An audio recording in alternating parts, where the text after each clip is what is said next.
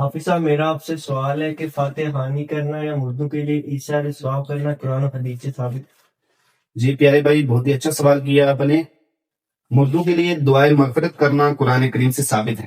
اللہ تبارک و تعالیٰ قرآن مقدس میں ارشاد فرماتا ہے، پارہ 28 سورہ حشر کی آیت نمبر 10 میں، والذین جاءوا من بعدهم یقولون ربنا اغفر لنا ولإخواننا الذین سبقونا بالایمان، کہ ہمارے رب ہمیں بخش دے اور ہمارے بھائیوں کو جو ہم سے پہلے ایمان لائے۔ معلوم ہوا کہ قرآن کریم سے ثابت ہے مردوں کے لیے دعائے مغفرت کرنا۔ اور حدیث شریف میں حضرت عائشہ صدیقہ رضی اللہ تعالیٰ عنہ سے روایت ہے کہ ایک شخص نبی کریم صلی اللہ تعالیٰ علیہ وسلم کی خدمت میں حاضر ہوا، عرض کی، یا رسول اللہ صلی اللہ تعالیٰ علیہ وسلم، میری والدہ کا کچھ دن پہلے انتقال ہو گیا ہے اور میرا یہ گمان ہے کہ میری والدہ اگر مرنے سے پہلے مجھے کچھ کہتے تو یہی کہتے کہ صدقہ کرو، اور کیا میں ان کے لیے صدقہ کروں گا تو انہیں ثواب ملے گا؟ تو نبی کریم صلی اللہ تعالیٰ علیہ وسلم نے ارشاد فرمایا، انہیں ثواب ضرور ملے گا۔